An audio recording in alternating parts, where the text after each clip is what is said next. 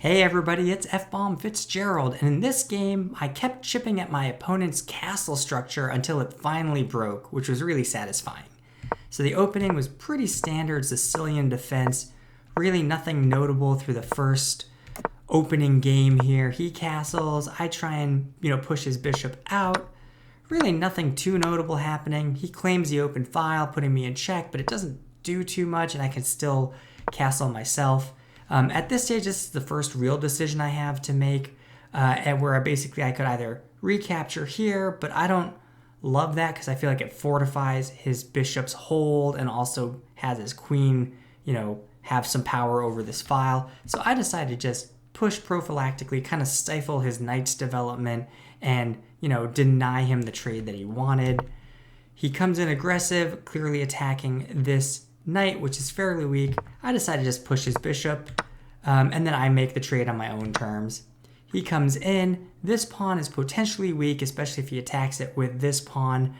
So I consider pushing my b-file pawn here to defend it, but as long as I castle, then this bishop won't be pinned anymore, and that'll be defending that pawn, so I'm not too concerned about it.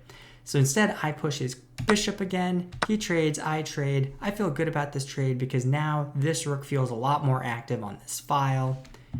He backs up, I castle, so now this bishop is unpinned and defending here. Both of these, I feel pretty good about this pawn formation.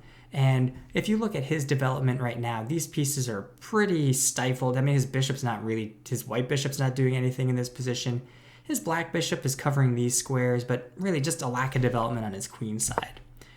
He starts addressing that. I push his rook back. And here, I'm clearly setting up an attack on this pawn. If I can win the pawn, just basically destabilize his castle structure. But he sees the threat and he blocks it. Lucky for me, I still have my bishop pair. So I set up a parallel threat on the very next diagonal over. He defends it in a strange way by moving his knight over. I don't know, maybe he didn't see the threat, but I fortify my attack this way. And now he's forced to defend this knight because it's weak, only being defended by this queen. And here you really start to see his lack of development hurt him because he had no other way of defending this knight because the rook couldn't come in here due to my pawn covering that square, and then this bishop was just totally useless.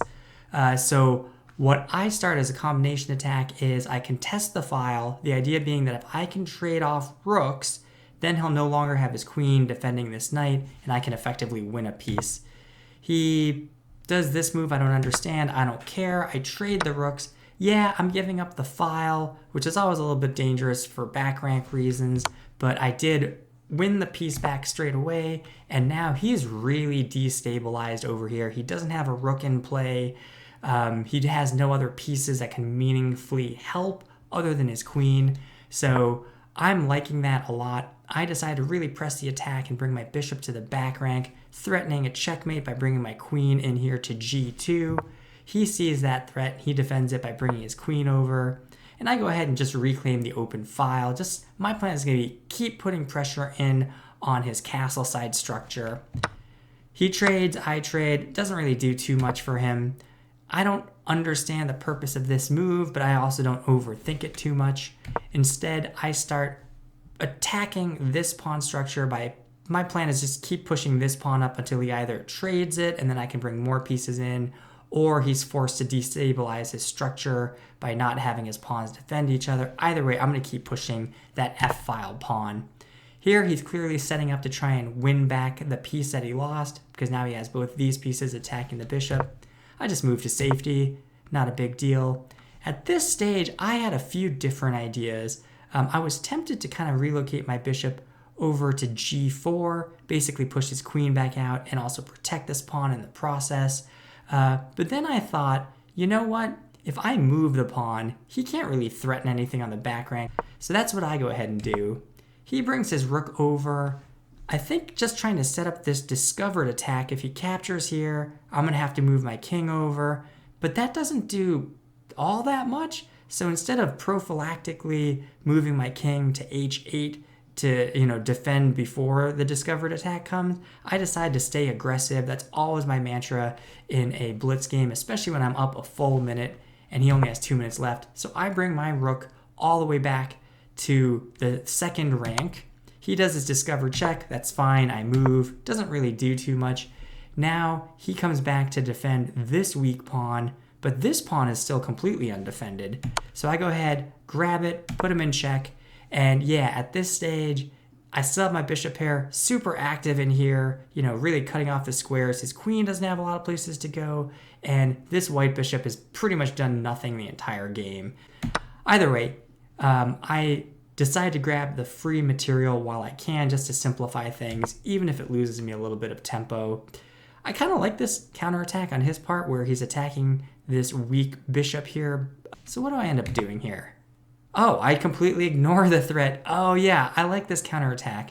So basically my idea is, yeah, I offer him the free bishop if he wants to just grab that, because then I'll just grab his rook back, and while he can recapture with the king, if he does, then I back rank checkmate him by bringing my queen over to h1. So that's the trap I'm trying to set, essentially trading 2 bishops for 1 rook, but really trading 2 bishops for a checkmate. That's what I'm trying to offer. Unfortunately, he doesn't bite on it. He slides over, but I bring my queen in, and I've effectively brought all my pieces into this queenside attack. He puts me in check, but this feels kind of desperate. It's just a series of empty checks that does nothing to really improve his position or game state.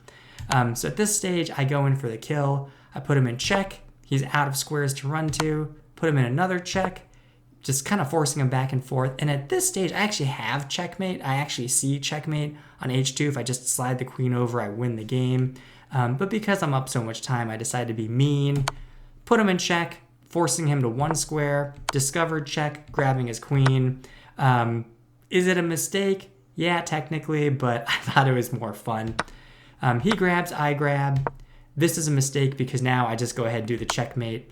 And yeah, I just thought that was kind of a fun game, how I just kept relentlessly attacking his castle position over here until it cracked. Anyway, let me know what you thought of this game and what you thought of my strategy of attacking his castle structure and just chipping at it until it fell apart. Thanks for watching, and I hope to see you all in the next video. Bye.